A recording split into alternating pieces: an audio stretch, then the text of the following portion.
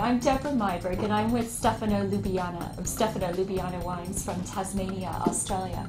Stefano, you come from 5 generations of winemaking. What did they do? Just give you a baby bottle when you're born full of wine? Not quite.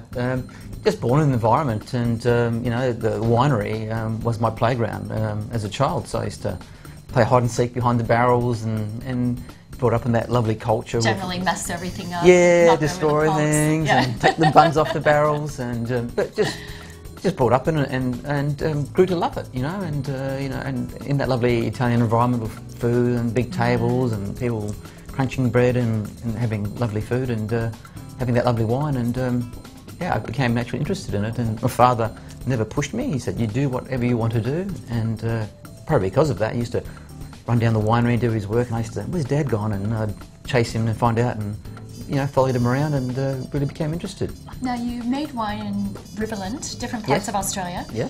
So why did you settle for the Apple Isle? The lovely Apple Isle. I had a really big passion, which I still do, to make sparkling wines. And after looking around Australia, I did do a big search, and I thought it was the perfect place for it. Nice and cool, you know, lovely long day length, and just excellent climate for, you know, real crisp, fresh white wines and Pinot Noirs. Ever since I was a child, in our hallway, we have this really ornate, lovely marble top table and a really ornate mirror. I like to bring those features, that concept, onto this label. Really opulent, luxurious. Yeah. What are some of the challenges you have producing sparkling wine? Oh, challenges. I suppose the hardest thing is, because it's almost like a two-part process. You have to make the wine, and then you put it through the secondary. Make it again. And it's trying to determine what this wine will taste like in 5 years' time or 6 years' time. You know, and it's difficult, and I think it just takes time and to see how that base wine will mature. I think when it comes to sparkling wine, it's a wine that is so subtle.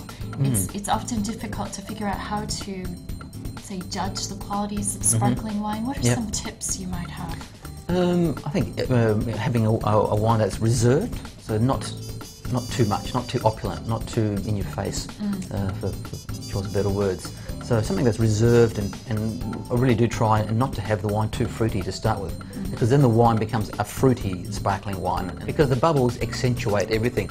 They accentuate the faults, volatile acidity, but they also accentuate fruit and the positives. And to keep a wine in balance, you have to keep that in mind, that you do have that carbon dioxide in there constantly pulling things out of the wine.